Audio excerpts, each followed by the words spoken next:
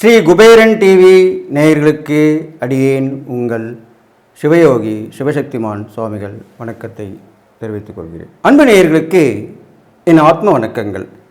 இந்த பதிவில் குரு வக்ர நிவர்த்தி பலன்களை தான் சொல்ல போகிறேன்.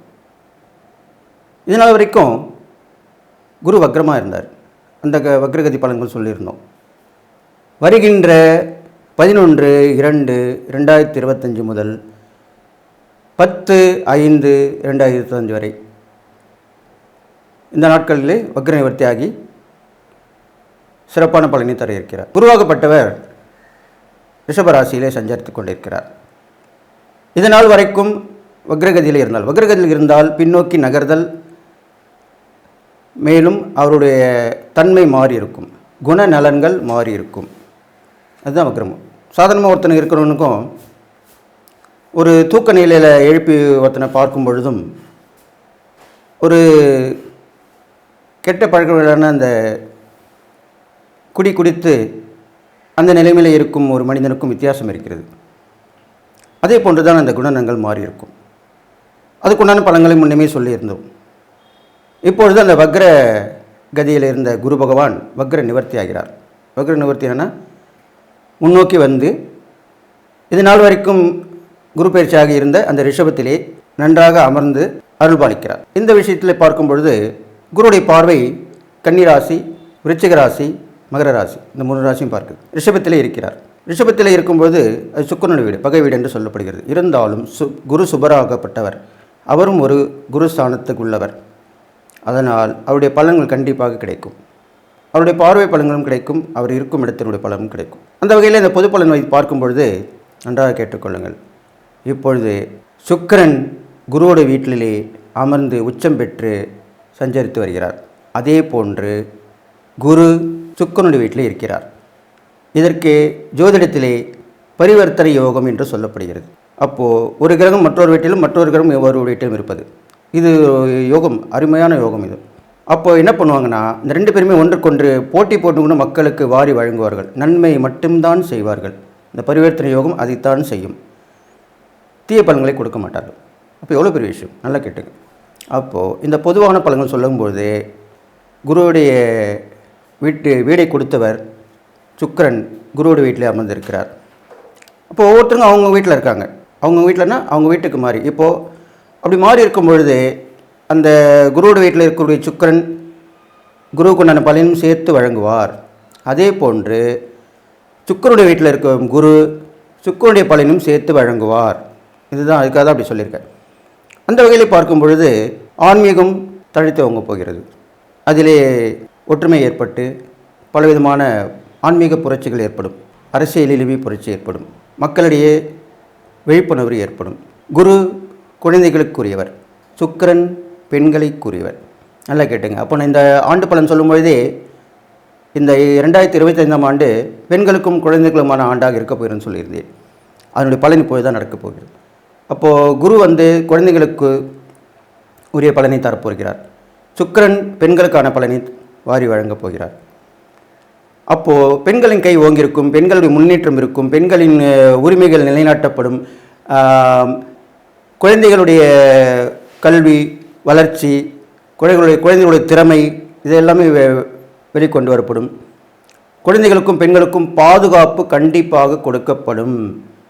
இதெல்லாம் இந்த காலத்தில் நடக்க போகுது, இந்த குரு வக்ர நிவர்த்தி காலம். அது இல்லாமல் குரு என்றவர் போதகர், மதகுருமார், ஆலோசகர், இப்படி தான் சொல்லப்படுது.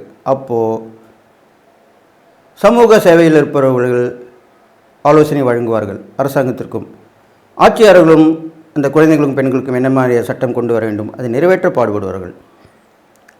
இதுவும் அல்லாமல் அந்த குருவாகப்பட்டவர் நீதிபதி சொல்கிறோம் இல்லையா, ஜட்ஜ்மெண்ட் தீர்ப்பு தானே, அந்த வாதங்களை கேட்டு தீர்ப்பு சொல்லக்கூடியவர் நீதிபதியாகிய ஜட்ஜுன்னு சொல்லக்கூடிய நீதிபதி தான். அப்போது அவரும் குருவுக்குண்டான காரகத்தவாக தான் இருக்கிறார். அப்போது நல்ல தீர்ப்பு வழங்கப்படும். பெண்களுக்கும் குழந்தைகளுக்கும் கஷ்டம் கொடுப்பவர்களுக்கு தக்க தண்டனை வழங்கப்படும். இதெல்லாமே இந்த குரு வக்ர நிவர்த்தி கால பலன்லாம் நடக்க போகுது. இது இல்லாமல் புதிய கல்விக் கொள்கை ஏற்படுத்தப்படும், கண்டிப்பாக ஏற்படுத்தப்படும். அது இல்லாமல் நாட்டில் மக்களிடையே பாகுபாடின்றி ஒற்றுமை உணர்வு ஏற்படும். எல்லா மதத்திலும் ஒன்றிணைவாங்க, எல்லா ஆன்மீகவாதியும் ஒன்றிணைவாங்க. அரசியலில் கூட ஒற்றுமை ஏற்படும். அவரவர்கள் கூட்டணி அமைத்துக் கொள்வார்கள். ஒரு விமர்சிப்பதை குறையும். அது மாதிரி காலகட்டங்கள் தான் இப்போ வரப்போகுது. இதெல்லாமே நடக்க போகுது. நாட்டில் பணப்பற்றாக்குறை தீரும், பணம் பழிகள் வந்து சேரும். ஏழை எளிய மக்களுக்கு பணத்தை எப்படி கொடுப்பது, எந்த வகையில் கொடுப்பது என்று அரசாங்கம் ஆலோசித்து, மத்திய அரசாங்கம் சரி, நமது மாநில அரசாங்கம் சரி, அதுக்குண்டான வழிவகைகளை ஏற்படுத்தி கொடுப்பார்கள். பெண்களுக்கு நிறைய கடன் வசதிகள் கிடைக்கும். குழந்தைகளின் படிப்பு செலவிற்கு உண்டான கடன்கள் கண்டிப்பாக கொடுக்கப்படும். இதெல்லாம் நடக்கும். முதல்ல இருந்திருக்கு, இருந்தாலும் நடக்கக்கூடிய விஷயன்ற போது தான் இப்போ நடக்க போகுது. அதுதான் உண்மை, அதுதான் சொல்லுவேன். அப்போ இந்த மாதிரி விஷயங்கள்லாம் பொது பலன் நடக்க போகிறனால இதெல்லாம் நீங்கள் பலனை அனுபவித்து, பெண்கள் குழந்தைகள் மட்டும் இல்லை, நல்ல ஒரு குடும்பத் தலைவர்களுக்கு, ஆண்களுக்கு, அரசியல், சமூகம், பல்வகை ஆன்மீக விஷயங்கள் இருப்பவங்க, பல விதமான தொழில்துறையில் இருக்கவங்க எல்லாருமே முன்னேற்றம் அடைவாங்க. பங்கு வர்த்தகம் நல்லா சிறப்பாக விளங்க போயிருக்குது. ஷேர் மார்க்கெட்லாம் உயர்ந்திருக்கும். தங்கம் விலை கண்டிப்பாக உயர்ந்து கொண்டே இருக்கும். இதுவும் கொஞ்சம் சொல்லி ஆகணும். அப்போது ஏனென்றால் முன்னாடியே சொல்லியிருக்கேன், குரு சுக்கிரன் வீட்டில் இருக்கார். சுக்கிரனுடைய பலனையும் சேர்த்து கொடுப்பார். அப்போது சுக்கிரன் ஆடம்பரம், வசதி வாய்ப்புகள் எல்லாமே கொடுக்கக்கூடியவர். இப்போது தங்கம்ன்றது குரு. அந்த தங்கத்தை வடிவமைத்து செய்யக்கூடிய நகைகள்னு பார்க்கும்போது சுக்கிரன் தான் பேசப்படுகிறார். அழகை கொண்டு வருவதற்கு சுக்கிரன் தான். அப்போது தங்க நகைகள்னால் விலையேற்றம் ஏற்படும். அப்போ வெறும் தங்கத்தை வாங்கி என்ன பண்ண முடியும்? ஒன்றும் பண்ண முடியாது. அப்போது தங்க ஆடை, ஆபரணங்கள் விலை உயர்வு அதிகமாக இருக்கும். அது மக்களிடையே கொஞ்சம் கஷ்டமாக தான் இருக்கும். இருந்தாலும் அது நாளடைவில் அது குறையறதுக்கு உண்டான வாய்ப்பு இருக்குது. ஆனால் இப்போது உயரத்துக்கு தான் வாய்ப்பு இருக்குது. அதே மாதிரி வெள்ளி விலையும் உயரும். ஏனென்றால் சுக்கிரன் வெள்ளிக்குரியவர். அவர் குருவோட வீட்டில் இருக்கார் இல்லையா? அப்போ அதிகமான பலனை கொடுப்பார். அப்போது வெள்ளியோட விலையும் இப்போது ஏற்றத்து, இப்போ தங்க ஏறுமோ வெள்ளியும் ஏறுதான், அதுவும் ஏற்றமாக இருக்கும். இதனால் நல்ல பலன்கள் கிடைக்கும். இதெல்லாம் நற்பலன்களை அனுபவித்து நீங்கள் அடுத்து வரும் நான் 12 ராசிக்குள்ள நான் இந்த குரு வக்ர ஒரு பலனை சொல்ல போகிறேன். அன்பு நேயர்களே, 12 ராசிகளுக்கு உண்டான குரு வக்ர நிவர்த்தி பலன்கள் தான் இப்போ நான் சொல்லிட்டு வரேன். அந்த வகையில் பார்க்கும்பொழுது இப்போது துளாராசிக்காரங்க சொல்ல போகிறேன். துளாராசிக்காரன் பார்த்தீங்கன்னாக்கா அஷ்டம குரு 8ல் தான் குரு பயிற்சி ஆகி இப்போது சஞ்சரித்து வந்துட்டுருக்கார். அப்போ இதனால் வரைக்கும் அந்த அஷ்டம குரு ஆரம்பத்தில் கஷ்டங்கள் இருந்திருக்கலாம். அதுக்கப்புறம் குரு வக்ரமாகும் போது அந்த பலன்கள் மாறுபடும். கொஞ்சம் கெடுபலெலாம் குறைஞ்சிருக்கும். இப்போ திருப்பி பழையபடி குரு வக்ர நிவர்த்தி ஆகிட்ட பிறகு அந்த அஷ்டமஸ்தானத்துக்கு உண்டான பலன் கண்டிப்பாக கிடைக்கும். திருப்பி அஷ்டம குருவாக தான் பலனை கொடுக்க போகிறார். இருந்தாலும் இதில் ஒரு ப்ளஸ் பாயிண்ட் இருக்குது. ஏனென்றால் உங்கள் ராசியாதிபதி சுக்கிரனுடைய பலனையும் அவர் சேர்த்து கொடுக்க போகிறார். இப்போ நல்லா கேட்டுங்க, துளாராசிக்காரங்களுக்கு இந்த குரு வக்ர நிவர்த்தி பலன் கண்டிப்பாக நன்மை தான் செய்யும், அஷ்டம குருவாக இருந்தாலும். ஏனென்றால் சுக்கிரனுடைய பலனையும் சேர்த்து கொடுக்க போகிறார். பரிவர்த்தனை யோகம் இப்போ வேலை பண்ணிட்டு வருது. குருவுடைய வீட்டில் சுக்கிரனும், சுக்கிரனுடைய வீட்டில் குருவும் இருக்காங்க. சரிங்களா? அப்போது உங்கள் துளாராசிக்கு 8ல் இருக்கிற குரு உங்களோட ராசிக்கு 12, 2, 4 இந்த இடங்களில் பார்க்குறார். இந்த இடங்களை பார்வையிடுகிறார். அப்போ அஷ்டம குருவாக இருக்கும்பொழுது பேர் அவமானப்படுறது, பிரச்சனைகளை சந்திக்கிறது, நித்தம் வேறு பிரச்சனைகள் சந்திக்கிறது, உடம்புல அடிக்கடி காயங்கள் ஏற்படுறது, பஞ்சாயத்து வழக்குன்னு போகிறது, இது மாதிரிலாம் நடந்துருந்தது. அது நடுவில் கொஞ்சம் குறைக்கப்பட்டு இப்போது வக்ர நிவர்த்தி ஆன பிறகு இப்போ திருப்பி ஆரம்பிக்க போகுது. இருந்தாலும் அந்த சுக்கிரனுடைய பலம் சேர்ந்து கிடைக்க போகிறதுனால மீண்டு வந்துடுவீங்க. உதாரணத்து சொல்ல வந்தால், இப்போ உங்கள் மேலே ஒரு கம்ப்ளைண்ட் பண்ணுறாங்க. முதல்ல போலீஸ் ஸ்டேஷன் போய் அது கேஸ் ஆகி அது நிரூபிக்கப்பட்டு, விசாரணையில் நிரூபிக்கப்பட்டு, அப்புறமா கோர்ட்டுக்கு போய் அப்புறம் தண்டனை பெறுவாங்க. அப்போது அந்த போலீஸ் ஸ்டேஷன் போகும்போதே உங்களுடைய பிரச்சனை சும்மா தீர்ந்து யாரோ ஒருத்தர் வந்துடுவாங்க. நீங்கள் அந்த தப்பை பண்ணலை, எனக்கு தெரியும், நான் சாட்சி அப்படின்னு சொல்லி வந்து உங்களை அந்த போலீஸ் ஸ்டேஷனோடையே கூட்டிகிட்டு வந்துடுவாங்க. அப்போ எவ்வளோ பெரிய விஷயம் பாருங்கள். நீங்கள் கோர்ட்டுக்கு போய் தண்டனை பெற்று அதை அனுப்பக்கூடிய சூழ்நிலை இருக்கும்பொழுது அது பாதியிலே முடித்து கொண்டாந்துருவாங்க. இப்படி தான் அந்த சுக்குநிலை பலன் சேர்ந்து வரும்போது கிடைக்க போகுது. அப்போ நீங்கள் பயப்பட வேண்டிய அவசியம் இல்லை. இப்போ இது ஒரு உதாரணத்தை தான் சொல்லியிருக்கேன். இதுவே நடக்கும்னு நினைக்காதீங்க. இது மாதிரி வேறு விஷயங்கள் நடக்கும். அப்போ அதுலேருந்து மீண்டு வந்துடுவீங்க. அப்போ பேர் அவமானப்படுறதாகவும் இருக்கும், அதுலேருந்து கூட மீண்டு வந்துடுவீங்க. இது மாதிரிலாம் நடக்கும்.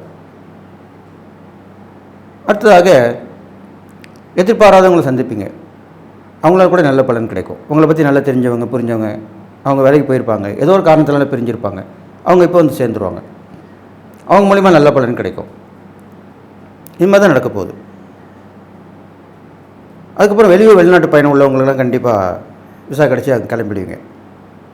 அங்கே போய் நல்ல வாழ்க்கை, நல்ல சம்பளம் எல்லாமே நடக்கும், கிடைக்கும். தாம்பத்திய அன்வயம் ஏற்படும். கணவன் மனைவிக்குள்ளே இருந்த அன்பு அதிகமாகும். நாளுக்கு நாள் பெருகிட்டே வரும் இனிமேல். அதுவும் இல்லாமல் நஷ்டங்கள்லாம் குறைஞ்சி ஓரளவுக்கு லாபகரமான போக்காக திரும்பிடும். இது வரைக்கும் எந்த தொழில் செஞ்சாலும் வியாபாரம் பண்ணியிருந்தாலும் நஷ்டமாகவே இருக்கே, லாபத்தை பார்க்க முடியலையே அப்படின்னு தான் ஏங்கியிருந்திருப்பீங்க. இப்போது அந்த மாதிரி விஷயங்கள் நடந்து ஓரளவுக்கு லாபங்கள் கிடைக்கும். பெருசாக கிடைக்கலனா கூட ஓரளவுக்கு வாழ்க்கையை ஓட்டக்கூடிய அளவுக்கு உண்டான வசதி வாய்ப்புகள் வந்து அந்த மாதிரி தான் வாழ போகிறீங்க. அடுத்ததாக பார்த்தீங்கன்னாக்கா குடும்பம் நல்லா அமைதியாக இருக்கும். ஒருத்தருக்கு ஒருத்தர் உதவிகரமாக இருப்பாங்க. கொடுக்கல் வாங்கல் எல்லாமே சீராக இருக்கும், பிரச்சனை வராது. அதில் தங்குத்தடையின்றி கிடைக்கும். நம்ம வாக்கு கொடுத்தா அது மாதிரி நடந்துப்போம். இன்னொருத்தவங்க சொன்னாலும் அது மாதிரி செஞ்சுருவாங்க. இது மாதிரிலாம் நடக்கும். கல்வி, மேல் படிப்பு எல்லாமே வெளியூர் வெளிநாட்டு பயணம் அது மாதிரி அமையும். இது மாதிரிலாம் நடக்க போகுது. ஒரு சில பேருக்கு வீடு அமையிறது, வாகனங்கள் அமையிறது எல்லாமே நடக்கும். முதல்ல புத்தம் புதுசாக வாங்கின கூட பழசில் வாங்கிப்பாங்க, செகண்ட் ஹேண்டில் வாங்கி வச்சுப்பாங்க. வண்டியாக இருந்தாலும் சரி, அது ஒரு வீடாக இருந்தால் கூட பழைய வீட்டை வாங்கி புதுப்பிச்சு அதில் சேர்ந்துப்பாங்க. இது மாதிரிலாம் நடக்கும். சுக்கரனுடைய பலனும் சேர்ந்து கிடைக்க போகிறதுனால கண்டிப்பாக அதெல்லாம் நடக்கும். இது மாதிரிலாம் நடக்க போகுது உங்களுக்கு துளாராசிக்காரங்களுக்கு. அதனால் பயப்பட வேண்டிய அவசியம் இல்லை. பழைய வீட்டை விற்றுட்டு கூட புது வீட்டு வாங்கிக்கலாம். பழைய வீடு வந்து நல்ல வருமானம் நிறைய வர மாதிரி இருக்கும், பெரிய சொத்தாக இருக்கும். அதை விற்றுட்டு ஒரு சின்ன சொத்து, ஒரு வீடு வாங்கிக்கலாம், புது வீடாக ஒரு வாகனம் வாங்கிக்கலாம். இது மாதிரிலாம் நடக்கும். ஒன்று போய் ஒன்று வரும், அதுதான் அப்படி சொல்லி இது மாதிரிலாம் நடக்கும். இது மாதிரிலாம் நடந்துன்றபோது நீங்கள் செய்யக்கூடிய இறைப்பறிகள்னு பார்க்கும்பொழுது உங்கள் ராசியாவே சுக்கிரன், குருவுடைய வக்கரநிதி பலன் தான் சொல்லிட்டு வரேன். இப்போ அந்த வகையில் குருக்குரியவர் முருகன், சுக்கரனுக்குரியவர் வள்ளி. அப்போ வள்ளி தெய்வானை சமேத முருகரை வழிபட்டு வரணும். இதுதான் உண்மையான விஷயம். வள்ளி பிரசித்தி பெற்ற ஸ்தலங்கள்லாம் சொல்லப்பட்டிருக்கு. திருத்தணி சொல்லப்பட்டிருக்கு.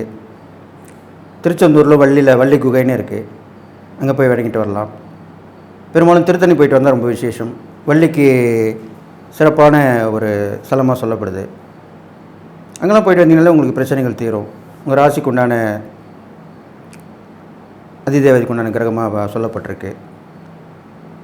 பழுமுதை சோழன் போகலாம், அங்கேயே வள்ளி தேவனை சமேத முருகர் இருக்காங்க. இது மாதிரிலாம் வணங்கிட்டு வரலாம். அப்படி பிரசித்தி பெற்ற ஸ்தலங்களாக வள்ளி தெய்வானையுடன் கூடிய முருகரை வழிபட்டு வரணும். அது மாதிரி பண்ணிட்டு வரலாம். அதுக்கப்புறம் பார்த்திங்கன்னா உங்களுக்கு நிறைய பேருக்கு அந்த சுமங்கலிகளுக்கு வந்து தான தர்மம் பண்ணலாம்.